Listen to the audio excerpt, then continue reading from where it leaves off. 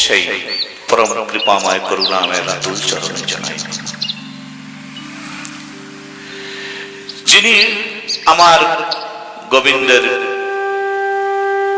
পরম ভক্ত, যিনি পরম ভাগবত, গোবিন্দ আর তার মধ্যে কোনো ভেদ নেই, সেই ভোলেনাথ ভোলে বাবার রাতুল চরণে জানাই প্রণাম। যার কৃপায় আজ আমরা এখানে উপবেশন করেছি।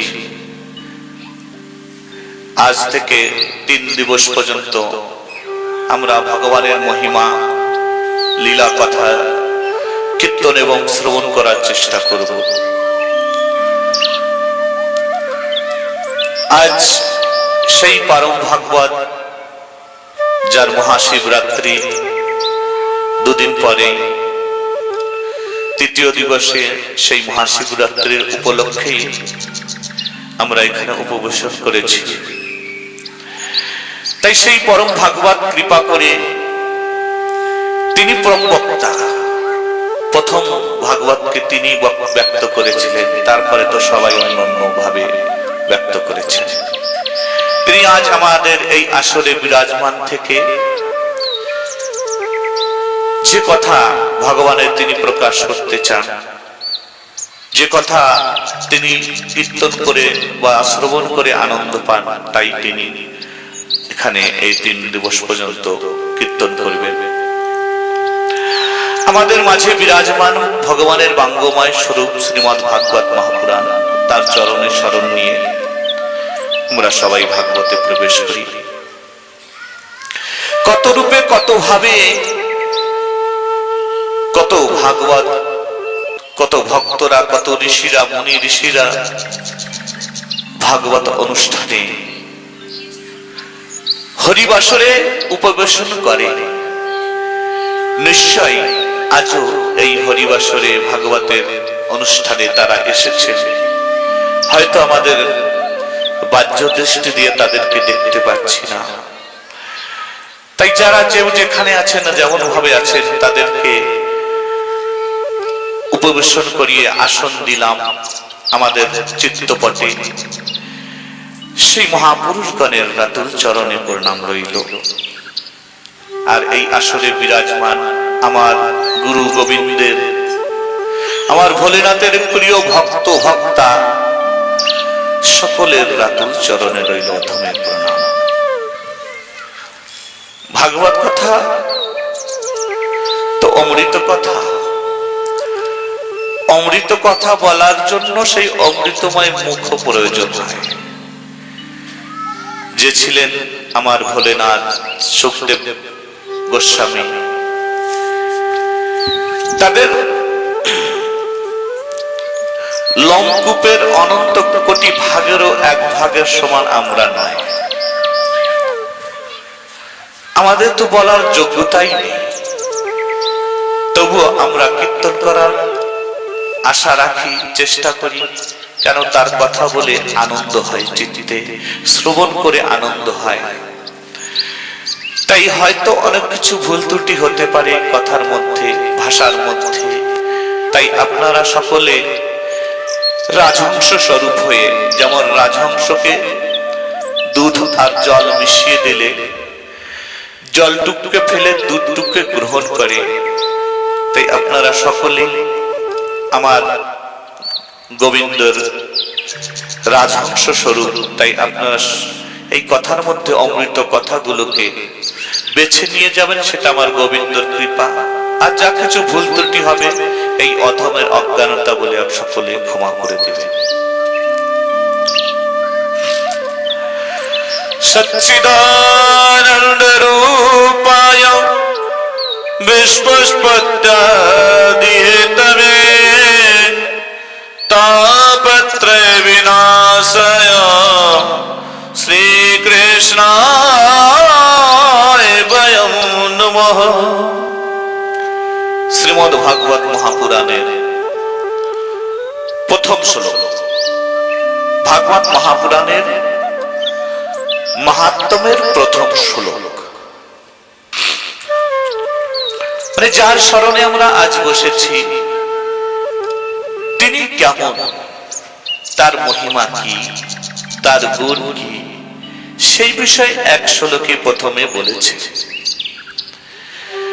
যেমন আমরা কোন পাত্র চয়ন করতে গেলে, কোন সম্বন্ধ, কোথাও কোন সম্বন্ধ যদি করতে হয়, ছেলে মেয়ের বিবাহ সম্বন্ধ আমরা যখন করি, তখন আমরা পাত্র বা পাত্রী চয়ন করি। তার মধ্যে প্রথমেই আমরা দেখি মানে তার রূপটা কি, মানে তিনি দেখতে কেমন, রূপটা, বা তিনি কি কাজ করেন এবং তার ভিতরে কি কি গুণ আছে,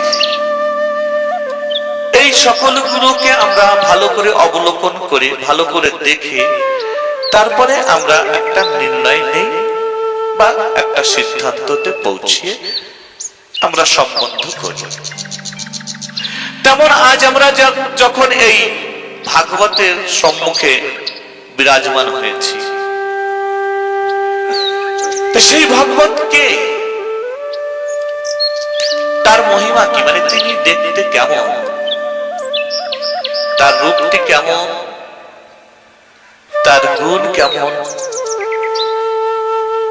এইরকম বিষয় যা জানার, তাই বলেছে যে সচ্চিদানন্দ রূপায়, মানে তার রূপটি কেমন, আমার গোবিন্দর রূপটি কেমন।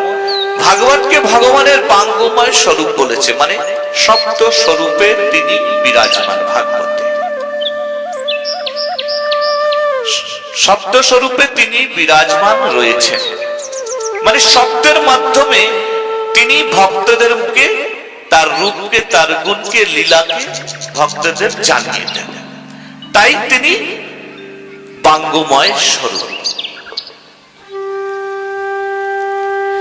তাই সেই গোবিন্দের রূপটি কেমন, সচ্চিদ আনন্দ, সচ্চিদানন্দ রূপায়, সৎঘন চিৎ ঘন আনন্দ ঘন। ঘন মানে তার অন্ত নাই, মানে কত বিশাল, মানে সৎ, তার একটি রূপ হচ্ছে সৎ, সত্য স্বরূপে তিনি বিরাজমান।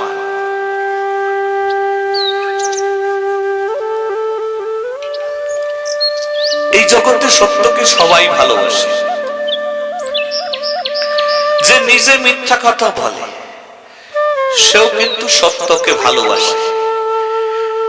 সে নিজে মিথ্যা কথা বললো, আশা রাখে যেন তার সম্মুখে যারা আসবে তারা সত্য কথা বলে।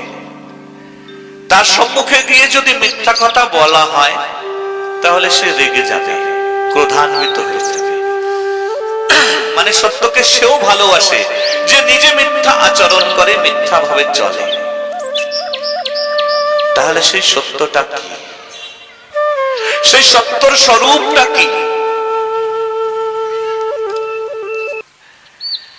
সত্য বলতে শাশ্বত সনাতন নিত্য, মানে নিত্য মানে সকল সময়ে তিনি থাকবে বা আছে।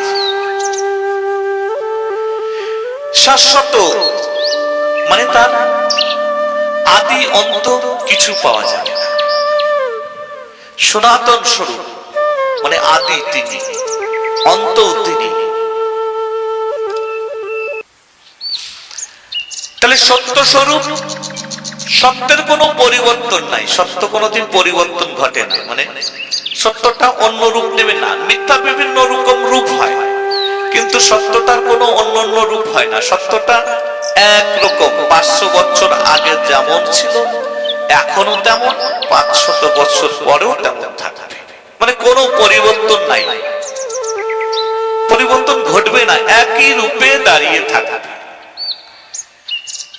তাহলে এই জগতে সত্য কি?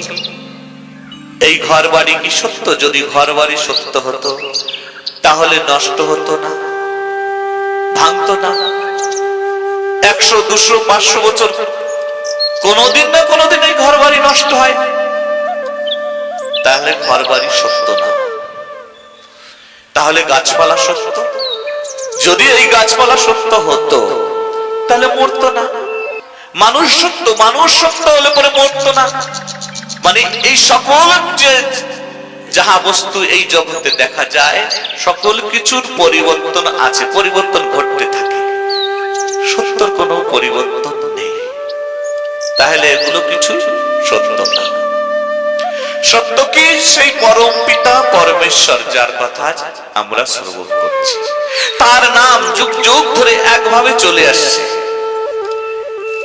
তার নাম সত্য আর তিনি সত্য। তাই তার একটি রূপ হচ্ছে সৎ।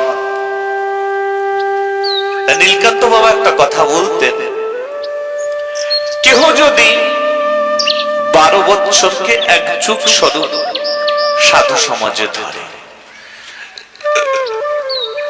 12 বছর পর্যন্ত যদি কেউ মিথ্যা কথা মানে সত্য কথা বলতে পারে, একভাবে মিথ্যা বলবে না কোনোদিন, একভাবে যদি সত্য কথা বলতে পারে, তাহলে সে বাকসিদ্ধ হয়ে যায়।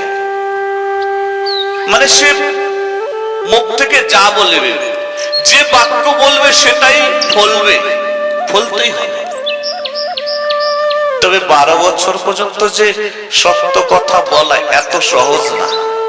আমাদের দিনের মধ্যে কতবার মিথ্যা হয়ে যায়, মিথ্যা আচরণ হয়ে যায়।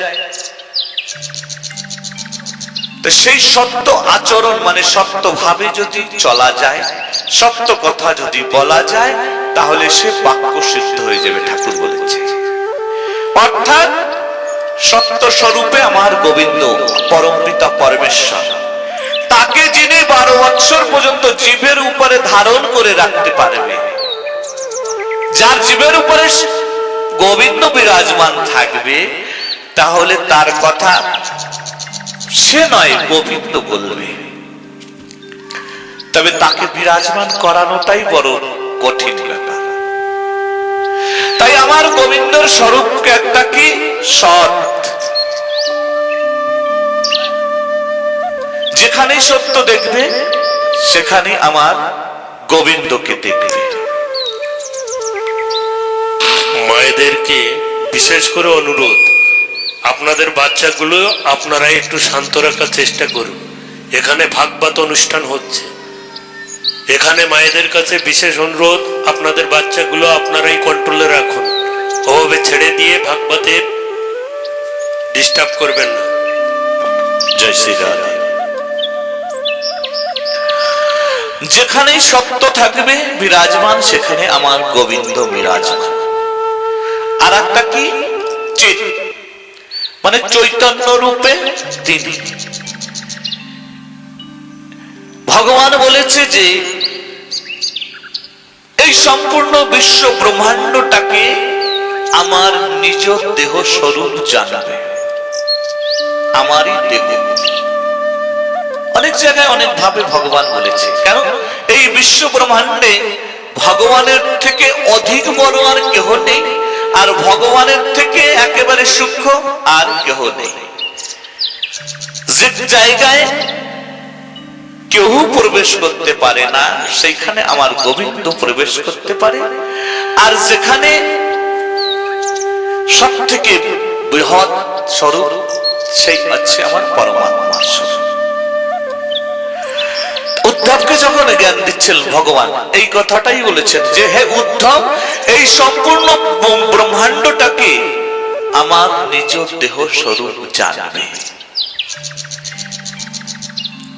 আর এই সম্পূর্ণ জগতের মধ্যে যাহা কিছু আছে, সকল কিছু তারই স্বরূপ। প্রত্যেকটা স্বরূপে তিনি বিরাজমান, সে ছাড়া আর কেউ নেই।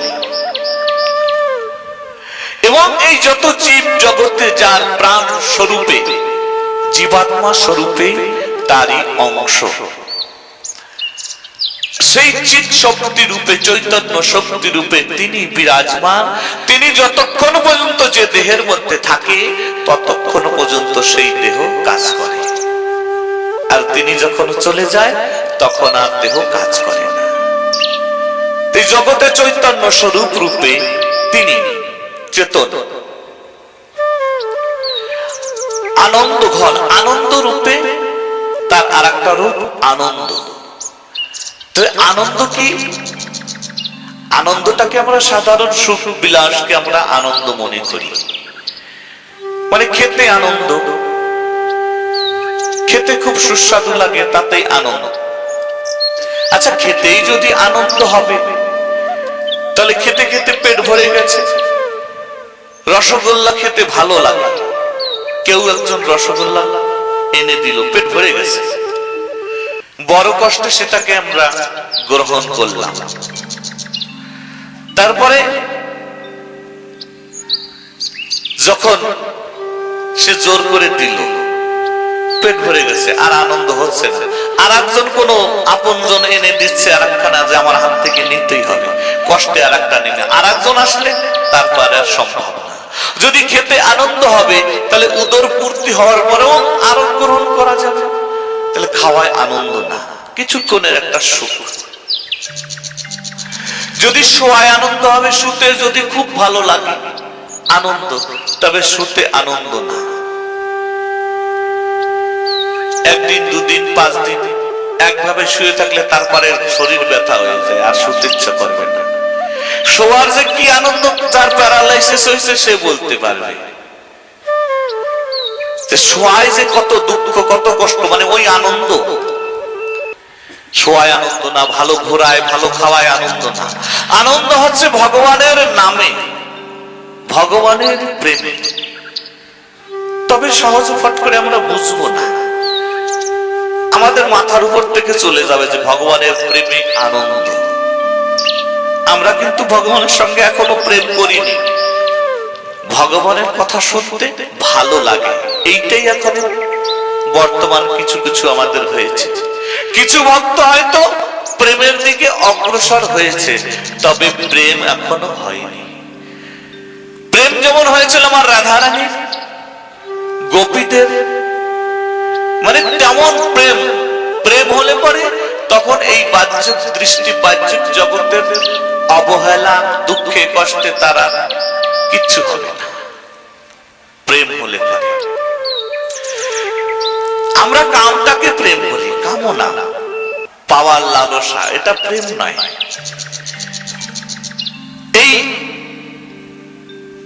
স্ত্রী পুরুষের যে কামনা, আকর্ষণ, অ্যাট্রাকশন, এটাকে আমরা প্রেম বলি না, এটা প্রেম না।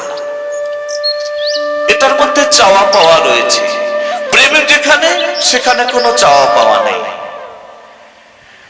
যাকে ভালোবাসি তার আনন্দেই আমাদের আনন্দ, সে যাতে খুশি তাতে আনন্দ। এইরকম তো আমাদের এখনো হয়নি। এইরকম প্রেম যদি কিছু দেখা যায় তাহলে সে আছে মাতা পিতা, তার ভিতরে মায়ের একটু অধিক।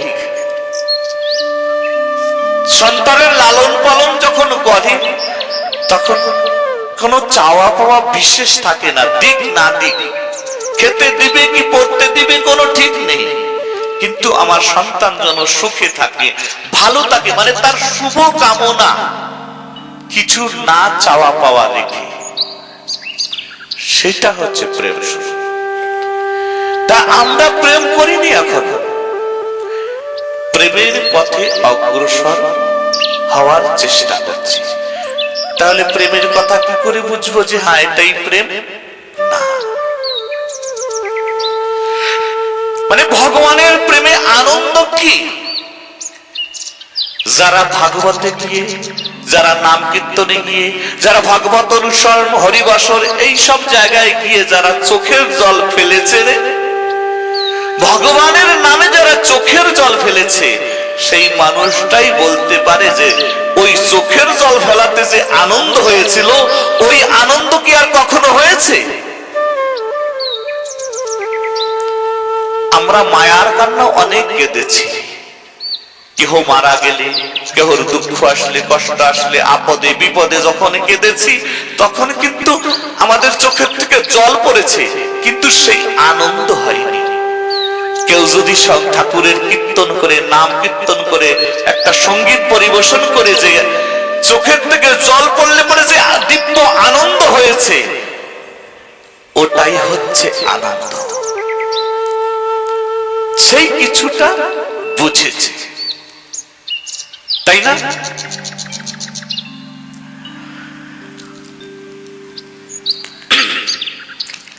সেইটাই আনন্দ, তাছাড়া এই জগতে আর কিছুতে আনন্দ নেই। ভগবানের নামে প্রেমে যে আনন্দ যারা করেছে তাই তো পাগলের মতন ঘুরে বেড়ায়। খেতে দিলেও ভালো, না দিলেও ভালো। তাদেরকে অবমাননা করলো তাতে তাদের কিছু আসে যায় না। তাই আমাদের এই সাধু সঙ্গ করা কিসের জন্য? প্রেম প্রাপ্ত করার জন্য, কারোর সঙ্গে লাগাও হওয়ার জন্য। তাই ভগবানের সেই এই তিনটি রূপ। তিনি কি কাজ করেন? বিশ্বোৎপত্ত্যাদি হেতবে, মানে কাজ কি করে? বিশ্বকে মানে এই জগৎকে সৃজন করে, মানে উৎপত্তি, সৃজন, পালন এবং সংহার।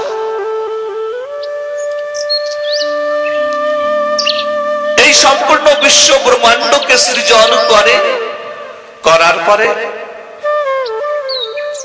আবার লালন পালন করে, লালন পালন করে আবার যখন তার মন ভরে যায় তখন সকল কিছু গুটিয়ে নিয়ে নিজের মধ্যে লুকিয়ে নেয়। একমাত্র তিনি আছে, একমাত্র পরমপিতা পরমেশ্বর, যার এই জগৎ থেকে কিছু নিয়ে সৃজন করার প্রয়োজন হয় না। বাকি আমরা যত জীব আছি, যারাই আছে না কেন, তারা আমাদের কোন একটা বস্তু দিয়ে আর একটা কোন একটা বস্তু তৈরি করি। নিজের থেকে কিছু তৈরি করার, এই জগৎ থেকে কিছু না নিয়ে তৈরি করার ক্ষমতা একমাত্র সেই পরমপিতা পরমেশ্বরের আছে। তাই তো যেদিন ব্রহ্মা ভগবানের সখাদের হরণ করে নিয়েছিল, ভগবানের গাভীদের মানে গোবৎসদের হরণ করে নিয়েছিল, সেই সময় তিনি নিজের থেকে নিজে সৃজন হয়ে ব্রহ্মাকে দেখিয়ে দিয়েছিল যে দেখো, তুমি তো আমার দেওয়া বস্তু থেকে তুমি সৃজন করে বড় মাতুব্বরি করো, আর তোমার এই জগৎ থেকে আমি কিচ্ছু নেব না। তাই নিজের দেহ থেকে নিজে প্রত্যেকটা রূপ ধারণ করেছিল। এমনকি শুধু প্রত্যেকটা রূপ নয়, প্রত্যেকটা বস্ত্র স্বরূপ তিনি নিয়েছিল, যে তোমার কাছ থেকে বস্ত্র নেব শরীর ধারণ করে না, বস্ত্র তিনি নিজে সেজেছেন, রঙও নিজে হয়েছেন, যার যেমন রং রূপ। এমনকি মানে সখাদের হাতে একটা লাঠি ছিল, সেই লাঠির রূপ তিনি নিজে নিয়েছেন। তাই এই বিশ্ব ব্রহ্মাণ্ডকে তিনি নিজের থেকে নিজের মধ্যে নিজেকে দিয়ে এই সৃজন করে, সৃজন করে আবার তিনটি রূপ ধারণ করে এই ব্রহ্মাণ্ডের মধ্যে সেইগুলোকে লালন পালন করার বিশেষ দায়িত্ব নিজেই বসে পড়ে ব্রহ্মা বিষ্ণু মহেশ স্বরূপে। বিষ্ণু স্বরূপে পালন করতে থাকে, ব্রহ্মা স্বরূপে সৃজন করতে থাকে। আবার যখন যেমন বাচ্চারা পুতুল খেলা করে না, বাচ্চারা যেমন একেবারে সহজ সরল প্রাণ, তার একটা পুতুল খেলা করতে গিয়ে মাটি দিয়ে সুন্দর ঘর তৈরি করে, রান্না বাড়ি করে, খেলা করে না। এই খেলা করতে করতে যখন আবার মন ভরে যায়, ওই ঘর বাড়ি সব ভেঙে দিয়ে আবার নিজের প্রকৃত ঘরে ফিরে আসে। তাই আমার গোবিন্দর যখন এই লীলা করে, এই লীলায় মানে একা থাকে, একা যখন আনন্দ না হয় তখন নিজের থেকে নিজের মধ্যে নিজেকে সৃজন করে তখন আনন্দ করে, আবার এর মধ্যে আবার রক্ষা বাক্ষা করে লালন পালন করে যখন মন ভরে যায় তখন আমার ভোলে বাবার স্বরূপ হয়ে সবকিছু সংহার করে নিজের মধ্যে গুটিয়ে নেয়। তাই ভগবান এই কাজ করে। বিশ্বোৎপত্ত্যাদি হেতবে, আর গুণ কি আছে?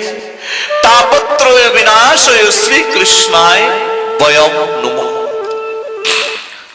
তাপত্রে ত্রিবিধ তাপ, আধ্যাত্মিক তাপ, দৈবিক তাপ, ভৌতিক তাপ।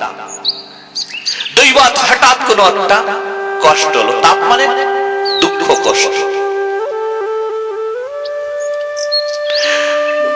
আধ্যাত্মিক তাপ মানে মনে মনে একটা জ্বলন। দৈবাত একটা ঘটন ঘটল।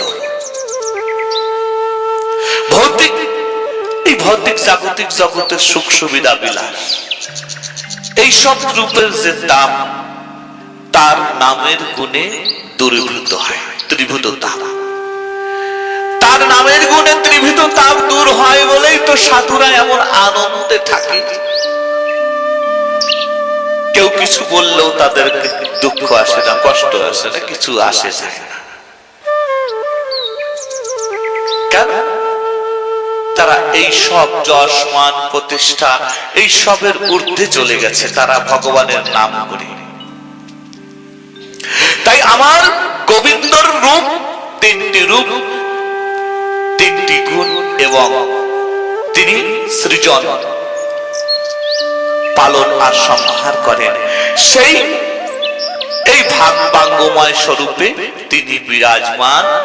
তাই বয়ম নমঃ, বয়ম মানে আমরা সকলে মিলে তাকে, সেই পরম কৃপাময় করুণাময়কে বয়ম সকলে মিলে প্রণাম করি।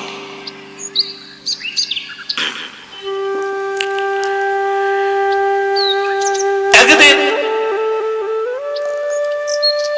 নৈমিষারণ্য ক্ষেত্রে 60,000 ঋষিরা একত্র হয়ে উপবেশন করে তারা জীব কল্যাণ কিভাবে হয় সেই চেষ্টায় জন্য তারা বসেছে। মানে আমরা যেমন একটা সমাজে কোনো অরাজকতা, কোনো সুবিধা অসুবিধা আসলে পরে আমরা সমাজের মানুষ বসে একটা নির্ণয় করি যে কি করে এই সমস্যার সমাধান থেকে বের হওয়া যায়, উপায় খুঁজি সবাই মিলে। তাই সাধুরা এই জীব কল্যাণের জন্য, সাধুদের জীবনটা হচ্ছে এই সম্পূর্ণ বিশ্ব ব্রহ্মাণ্ডের কল্যাণ করার চেষ্টার জন্যই লেগে থাকে। তাই এই যখন কলি আগত হয়েছে, কলিযুগ প্রবেশ হয়েছে, তখন 60,000 ঋষিরা নৈমিষারণ্য যে ক্ষেত্র, সেইখানে একত্র হয়ে সবাই কথা বলছে, মানে যুক্তি করছে যে আমাদের জীবনটা তো জীব কল্যাণের জন্য, তবে এখন যে যুগ এসেছে, যে পরিস্থিতি পরিবেশ এসেছে, অল্প মানে আয়ু কম হয়ে গেছে। আগের সময়ে যে সত্যতা যুগে, দাপর যুগে যে হাজার হাজার বছর জীবিত থাকতো, এখন তেমন তো জীবিত থাকে না। অন্নগত প্রাণ এবং এই কলির প্রভাবে হিংসা, নিন্দা, তম, দম্ভে ভরে গেছে। তাই এই জীবের কল্যাণ কি করে হবে? এই যুগ মুক্ত হয়ে ভগবতমুখী হবে কি করে? এই মায়াকে কেটে ভগবত ধামে কি করে পৌঁছাবে? এই নিয়ে সবাই একত্র বসে দীর্ঘদিন হবন করেছে। হবন করার পরে আবার চিন্তা করছে যে না, এতে মনে হয় জীব কল্যাণের পূর্ণতা আসেনি। তাই যখন এইভাবে সবাই আলোচনা করছে, তখন ওইখানে সূত ঋষি এসে আগমন করেছে। তাকে দেখে সকল ঋষি যারা ছিল সকলে দাঁড়িয়ে তাকে অভ্যর্থনা করেছে, স্বাগত করেছে। সকলে এনে একটি উচ্চ আসনে বসিয়েছে। যত ঋষিরা ছিল তাদের মধ্যে বয়সে তিনি ছোট, সব ঋষিদের মধ্যে তিনি বয়সে অল্প, কিন্তু সাধু সমাজে তারা বয়সকে দেখে না, জ্ঞানকে দেখে, তার স্তরকে দেখে। জ্ঞান বলতে আমরা যে স্কুলে পড়ালেখা করার পরে যে কিছু শিক্ষা অর্জন হয় এগুলো জ্ঞান না, বা কিছু শাস্ত্র গ্রন্থ শেখা হলে পরে, কিছু ভাগবত বক্তৃতা দিতে পারলে পরে, মানে এইগুলোকে শুধু জ্ঞান বলেনি, এগুলো পাণ্ডিত্যের ব্যাপার। জ্ঞান মানে সৎ অসতের যিনি নির্ণয় করতে পারেন, শুভ অশুভর যিনি সঠিক নির্ণয় করতে পারেন, তাকে বলেছেন জ্ঞান। তাই এই জ্ঞানে ঋষিদের মধ্যেও জ্ঞান রয়েছে, কিন্তু জীব কল্যাণের জ্ঞান সুত ঋষির ভিতরে বহু সকলে জেনে তারা উচ্চ আসনে বিরাজমান করিয়েছেন, এবং সকলের হয়ে শৌনক ঋষি বয়সের মধ্যে সকল ঋষির মধ্যে সব থেকে বেশি বয়স তার, সর্বাধিক তিনি বয়স জ্যেষ্ঠ। তিনি সকলের হয়ে সুত ঋষির কাছে প্রার্থনা করেছেন যে হে সুত ঋষি, আমরা সবাই এই জায়গায় একত্র হয়ে এই জীব কল্যাণ কি করে হয়, জীবের পূর্ণরূপে কল্যাণ কিসে হয়, সেই চেষ্টায় বসেছি। তো এই বিষয় আপনার ভিতরে আমার গোবিন্দর কৃপায় পূর্ণ রয়েছে।